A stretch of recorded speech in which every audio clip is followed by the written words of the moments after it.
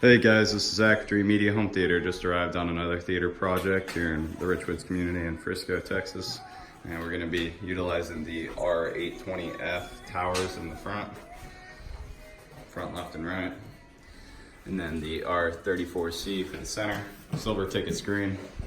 The Epson 4K E-Shift 4010 model right here. And then for the sub, we're utilizing the R120SW 12-inch sub in ceiling, the CDT 3650Cs, which Grayson's getting unboxed now. And you've seen us install these ones in the past.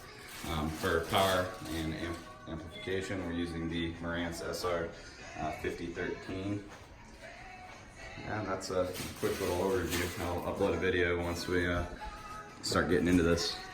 Thanks for watching.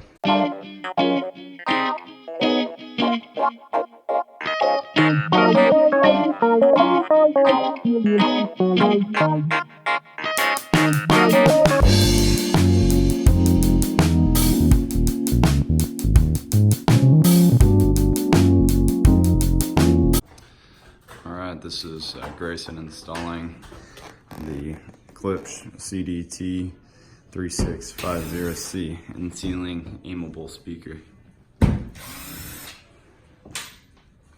Right now he's just taking the plate off that was pre-wired from the builder. Wiring's inside of there, so we're going to cut the hole bigger. Got to make sure you check which side of the stud the box is on so you cut in the correct direction. You can see we've already put in the rear left and right. Can you hand me that template? As well as this round left. Klipsch provides this nice cutout template. So we're going to trace out on the ceiling where it's going to go. One little tip is, if you look, see how the homeowner didn't take the plates off whenever the room was painted? We highly recommend that you take the plates off, because in certain situations, if we can't get that speaker close enough to the stud, or the bezel isn't big enough, it won't cover the hole where the plate, or I guess the old room cut, where you can see on this particular speaker, the edge is just sticking out a little bit, so it'll require touch up. Whereas if you take that plate off and paint underneath it, you don't have to worry about that. You can see these other ones went in well, except for this rear one.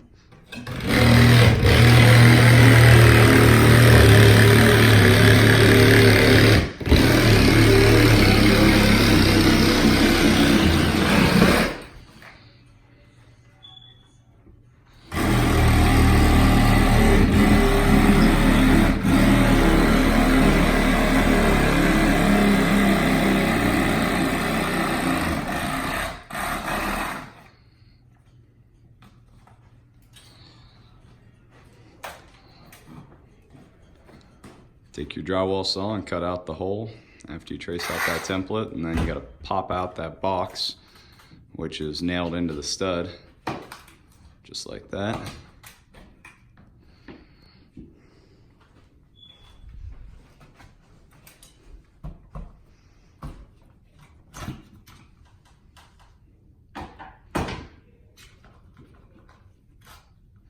Step back so the stuff that falls out of the ceiling, all the insulation and debris, goes onto the mat, which we'll clean up later and not all over the customer's floor. You kind of leave the drywall in there. It keeps most of the insulation up in the ceiling, so you don't have a huge pile to clean up, and it keeps the home well insulated. Next, we're just going to strip back the wiring.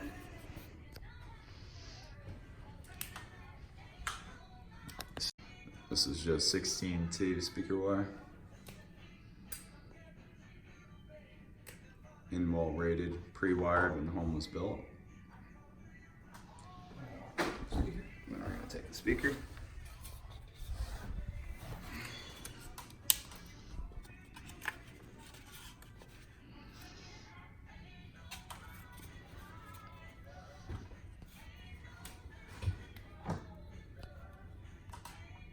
Insert the speaker wires into the push terminals.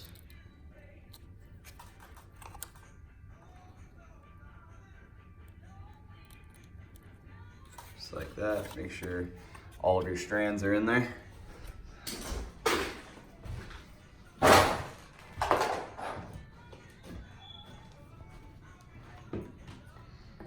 You're gonna pop it up in the ceiling.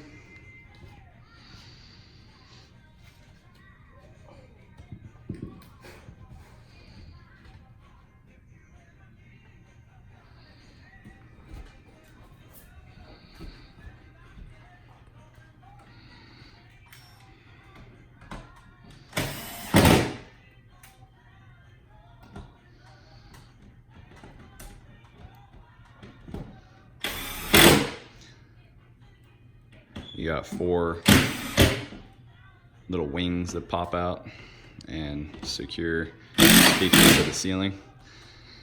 Then once all 4 are nice and snug, you're gonna rotate that woofer and tweeter towards your target seating area. Maximize performance. And you got your grill, which this is a magnetic grill, so it just clings right on. Like that. And that is a nice professional job by Grayson. And if you look in the rear of the room, all of those went in perfect. And we got our projector, 4010, which is very cleanly mounted right in the center of the room. We're set up for the projector screen next.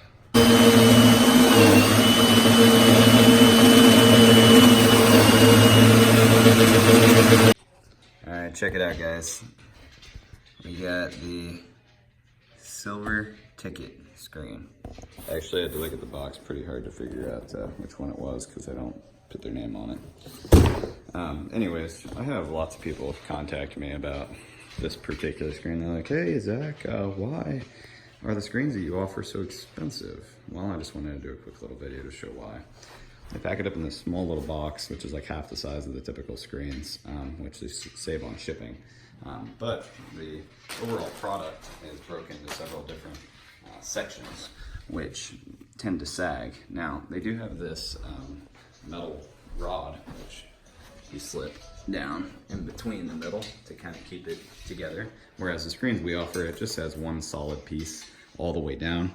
Now, they have improved the screens to where at least they have some type of tap tensioning technology, except for look how flimsy they are. They're plastic instead of steel. So this helps a lot.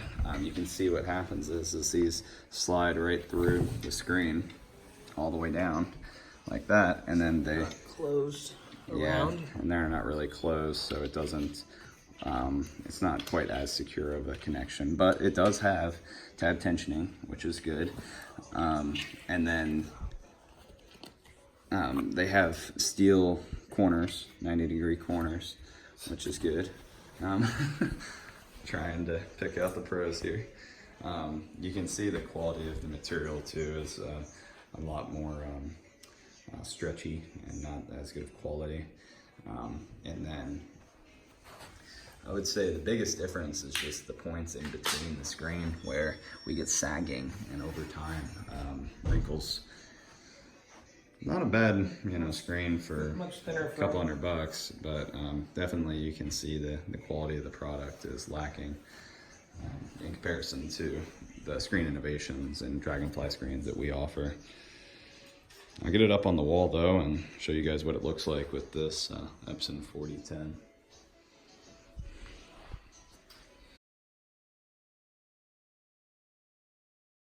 Yeah, and I guess one other thing that we just noticed is that the whole frame is a lot lighter and smaller, which I'm sure is how they're saving on the shipping cost. But the installation time is incredibly longer than the screens that we use.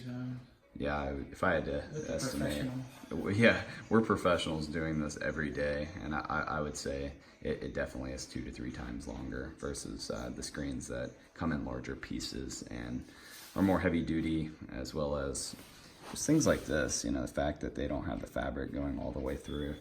It just it's tedious, kind of annoying, but I just wanted to show you guys so you can kind of see the differences between these products and that you get what you pay for. All right, check it out, guys. So after you finally get all those rods in and all the little pieces together, you got a nice evenly stretched screen, and then you gotta do a little bit more stretching. It's not stretched enough. So you can see it's off by, you know, what is that? Inch or inch and a half, 2 inches. So you gotta like use a little bit of force to pull this guy. Good? You need a lot more force. Okay. Well, pull. All right, you need 2 hands actually. Yeah, please. Yeah. End of video. Don't buy the screen. All right, so we're about to mount this on the wall. Another key difference between this and the screens that we typically use is they save money by just using these little tiny aluminum brackets that hang on the wall. A couple little nails versus a full bracket that goes across top and bottom. And then they also have the nice fabric spacers versus the nails. But it's coming along. Guys, check it out. We got the 4010 mounted up here on the ceiling. Got all the wires for future use, zip tied nice and clean, and fed straight into the ceiling and back to the closet over here where Grayson's working on the wiring. This customer is also pre-wired, if you're wondering what these are for coax, which probably not going to use, as well as several Cat 6, which is going to be valuable for future HDMI versions. And IR control. As well as IR control. Or you could also put an Ethernet tip on it for firmware updates.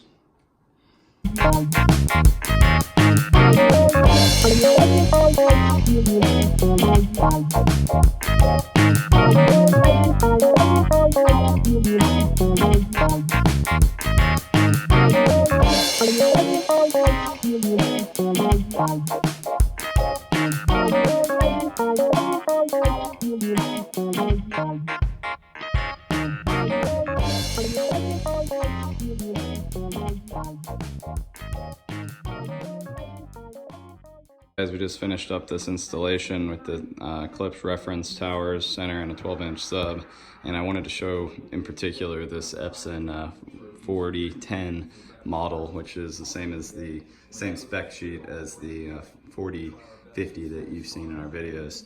You can see how, and on the video side, we're using a Amazon screen, the silver ticket, and you can see how the image was very washed out and not quite as vibrant as you've seen in our other videos with the 4050.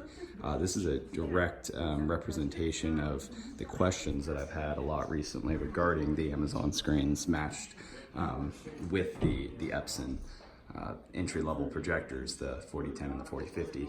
I mean, it's not horrible, but it's definitely not comparable to using that Dragonfly high contrast gray screen. Here, I'll go closer so you can see even more. Now with complete darkness, it's definitely a little bit better, but if you have any ambient light in the room, and if you're trying to maximize the black levels and the vivid contrast between your brights and your darks, this is not the screen for you. But this installation went pretty smooth.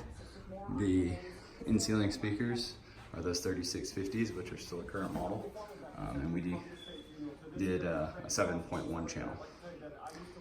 Everything turned out nicely. If you guys would like us to install your system, please just give us a call or shoot us a text if you're in the Dallas area, and we'd be happy to do the installation for you. And if you'd like to purchase the products and have us ship it, we can ship it nationwide with free shipping. I hope you guys enjoyed this video and found it informative. Please subscribe down below to keep us motivated to post more videos, and let us know if you have any questions. Thank you for watching. This is Zach with Dreamedia Home Theater.